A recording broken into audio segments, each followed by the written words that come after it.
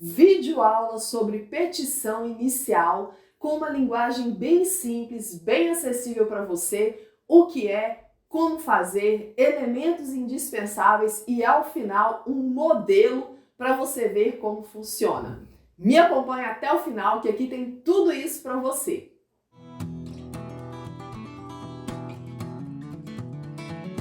Olá, seja bem-vindo ao meu canal. E se você gosta dos meus conteúdos, já deixa um like aqui embaixo, faça sua inscrição e comenta aqui se essa videoaula foi útil para você. Como eu falei, é uma videoaula bem objetiva, né, dentro de noções de processo civil. Tem uma playlist aqui no meu canal só de processo civil, vou colocar o link para vocês. E o que você precisa de saber sobre petição inicial? Vamos supor que você está começando a estudar agora. Antes de entender o conceito de petição inicial, você tem que entender o conceito de processo, né? Lembrando que essa aula minha foi baseada em notas de aula bem antiga minha, não tem um autor específico de referência, então eu vou falando para vocês. O processo é uma relação jurídica em contraditório, né? Ou seja, a gente tem uma série de atos interligados, né, e coordenados com o objetivo de produzir uma tutela jurisdicional justa. Não é o único conceito de processo, né? Hoje em dia a gente pensa no processo numa perspectiva de acesso a direitos, né, no processo constitucional, mas esse conceito aqui, ele atende para que você entenda que tem uma relação jurídica, existe um contraditório, né, geralmente existem duas partes ali, em uma situação de disputa, né, que querem a mesma coisa e o juiz vai dar para um. É claro que não necessariamente, mas na maior parte das vezes, né, e aí a gente tem uma série de atos que vão produzir uma tutela jurisdicional, né, que vão dar para uma das partes que está pedindo, né, aquilo que é dela por direito. Então a gente tem dois tipos de processo, processo de conhecimento e processo de execução. No processo de conhecimento, você vai pedir ao juiz que declare a existência de um direito, e no processo de execução você vai obrigar a parte que não está querendo, né, cumprir, a cumprir com aquilo, né, que ficou acordado, que ficou determinado. Antigamente tinha um processo cautelar, mas o novo CPC não incluiu, né, essa modalidade de processo.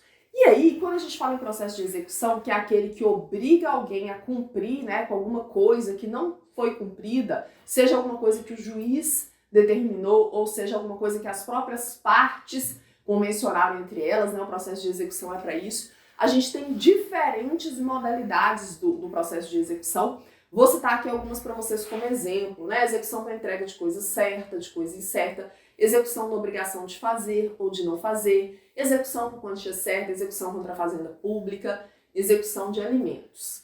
Como eu falei, não tem mais processo cautelar no novo Código de Processo Civil, que já nem é tão novo assim, né, gente? Ele foi incluído lá nas tutelas provisórias, isso não interessa para nós. Vamos para a petição inicial propriamente dita. O que é uma petição inicial? Olha só, a petição inicial, ela é o pontapé inicial de um processo, né? É por meio da petição inicial que tudo começa.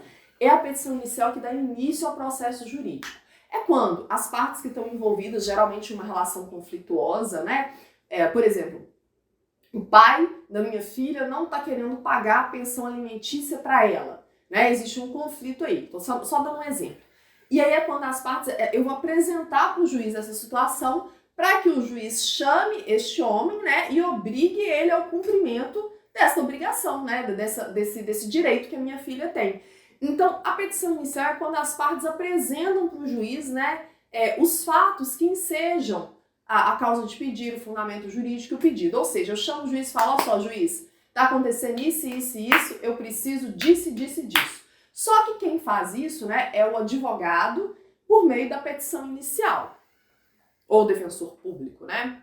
Aí olha só, quais são os requisitos da petição inicial, esse documento que inaugura o processo? De acordo com o 319 do Código de Processo Civil, a petição indica o juízo a que é dirigida, né? Então, antigamente você mandava a petição ao excelentíssimo senhor doutor juiz de direito. Hoje, tem alguns advogados que defendem que você manda a petição ao juízo da comarca X, né? Porque o Código de Processo Civil, ele indica que você mande a petição para o juízo e não mais para o juiz a que a petição é dirigida. Em seguida, nós temos que colocar na petição inicial também a qualificação das partes. O que é a qualificação das partes, né? Nome, sobrenome, estado civil, se essa parte não tem, às vezes é solteira, mas vive em união estável, tem que informar, profissão, CPF, endereço eletrônico, né? O endereço normal, tudo do autor e do réu. Então, é a qualificação das partes, tem que ter na petição inicial. Fatos e fundamentos jurídicos do pedido. Então, o que enseja o meu pedido? Qual foi a situação da vida prática que deu origem ao conflito que me levou até o judiciário, né? Os fundamentos jurídicos, o que diz o Código de Processo Civil, o que diz o Código Civil, o que diz a jurisprudência, a lei a respeito deste tema. O pedido, né, com as suas especificações, o pedido é uma parte muito importante da petição inicial, porque o juiz ele só dá o que você pediu. Então vamos supor que este homem que deve pensão alimentícia para minha filha, aqui no exemplo fictício, né, gente, ele trabalha em uma empresa que eu não sei a função que ele exerce nessa empresa nem quanto que ele ganha. Então eu, como advogada, tenho que constar lá nos pedidos, né, aqui saindo já da condição de parte para a condição de advogada, tem que constar lá nos pedidos que o juiz mande um ofício para essa empresa, pedindo para a empresa informar qual é a função que esse homem exerce lá e quanto que ele ganha. Para eu poder saber direitinho para em cima disso aí, né, pedir, sei lá, um desconto em folha, referente a esses alimentos. Então, tudo que eu quero que seja feito no processo, eu tenho que constar lá nos pedidos para poder não ter depois, né, nada que eu não vá ganhar porque eu não pedi. A petição inicial tem que ter o valor da causa, tem diferentes regras para calcular o valor da causa. Eu tenho que indicar as provas, né, com as quais o autor pretende demonstrar a verdade dos fatos. Então, se vai ser por meio de testemunha. Nesse caso que eu falei do exemplo, né, do pai que não está querendo pagar a pensão para a filha, basta que eu junte a certidão de nascimento da criança, né, que comprova a existência do parentesco que dá origem à obrigação de pagar a pensão alimentícia, a obrigação de prestar alimentos. E a opção do autor, né, pela realização ou não da audiência de conciliação e de mediação, sempre aconselho que seja feita a opção por essa audiência, né, porque a conciliação e a mediação podem fazer milagres aí por um processo. Sou sempre a favor da possibilidade de se tentar um bom acordo para as partes.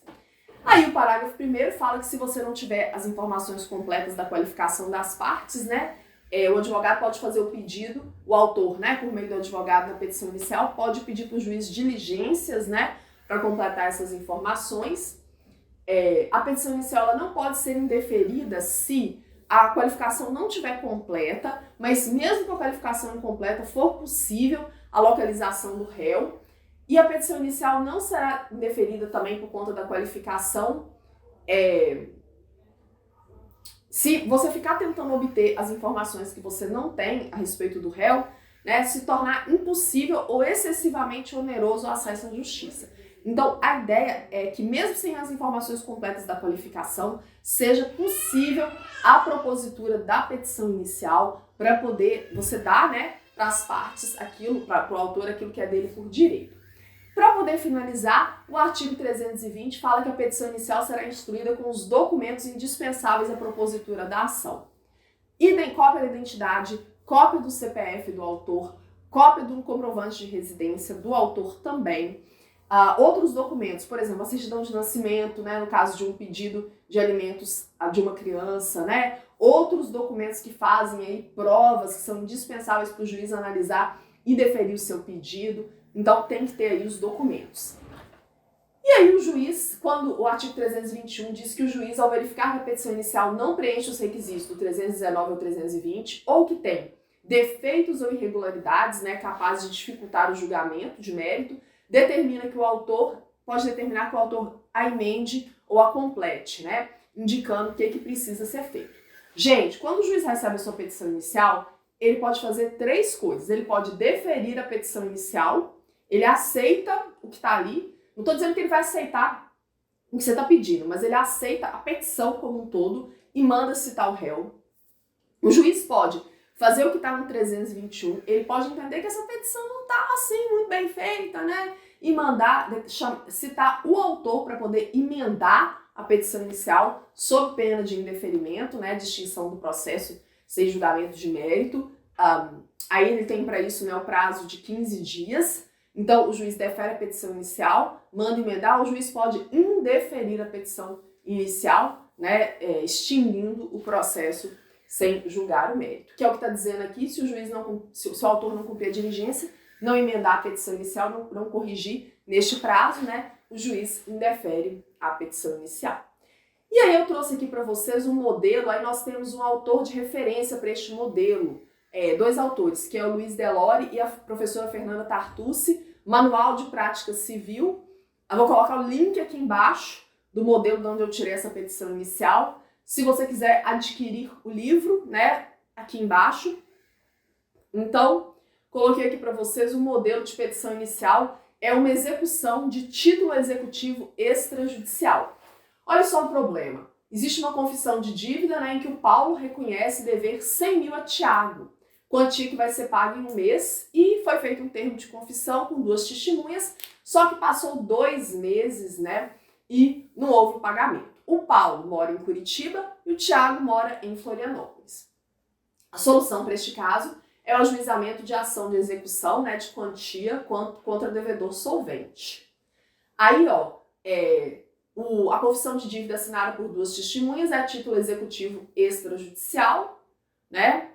No caso de uma petição de execução, você tem que apresentar a memória de cálculo, né, do débito, tem que ser requerida a citação do executado, mas isso não é o mais importante, não. Para mim, o mais importante aqui para vocês é o modelo. Ó. Aqui, os professores, a professora Tartucci e o professor Delore, encaminham a petição para o excelentíssimo senhor doutor juiz de direito, né, de uma das varas cíveis, aí você coloca tracinho vara cível, né, se for passar pela distribuição, do foro da comarca de Curitiba. Tem gente que não gosta de colocar dessa forma, coloca assim, ao juízo de direito da vara cível da comarca e tal. Tem gente também que não gosta de chamar o juiz de doutor, né, porque fala que o excelentíssimo já é o tratamento dedicado ao juiz, mas aqui tá dessa forma só para vocês verem, aqui é o encaminhamento. Aqui você tem que observar as regras de competência, né? No caso da execução, é o foro de domicílio do executado, o foro da eleição constante no título ou da situação dos bens. Aqui, salvo engano, mandaram... O réu mora... Aliás, o Tiago mora em Florianópolis, né? Estou mandando aqui. Aí, olha só. O Tiago é o autor, a qualificação que eu falei para vocês. Então, o primeiro requisito é o juízo para qual a petição é enviada. Coloquei aqui para vocês. Aí o segundo requisito é a qualificação do autor. Aqui o tipo de petição que está sendo movida. Aqui, a qualificação do réu. Tá vendo? Sobrenome, endereço. Aí aqui segundo, os fatos e o direito. Então você coloca o problema da vida prática, né, que ensejou a propositura da petição. Aí aqui tem algumas instruções, mas em virtude de negociação, né, reconhecer o executado que é devedor do exequente. Aí então, enumerada, a confissão de dívida foi assinada por 2 testemunhas, tudo bem simples, Já venceu o prazo estipulado, né? A possível execução. O que está em itálico aqui são só as informações mesmo. E aí, os pedidos ou os requerimentos. Aí você vai colocar assim, em face do exposto, requer-se a vossa excelência. É bem simples, viu, gente? Não usa mais aquelas petições de 5, 7, 10 páginas, com todas as jurisprudências, toda a fundamentação, não. Hoje em dia a petição é bem simples, bem objetiva, a gente faz dessa forma. Aí os pedidos, a citação do réu é sempre, né, um pedido padrão, dependendo você vai indicar a forma de citação, tem até uma observação aqui. No caso do processo de execução, você indica bens a serem penhorados, né? Tá vendo, Se não for encontrado o executado, você pede o arresto dos bens. Tá vendo? Pedidos específicos de um processo de execução, mas é só para vocês verem. Aí o valor da causa que eu falei para vocês, 110 mil reais. É porque a dívida é de 100 mil e aí com a memória de cálculo, com o valor corrigido e tal, aqui no nosso exemplo fictício da obra deu 110 mil reais e os autores de referência. É mais para vocês verem mesmo os requisitos que estão indicados no código. O autor de referência está aqui embaixo se vocês quiserem comprar o livro, ok?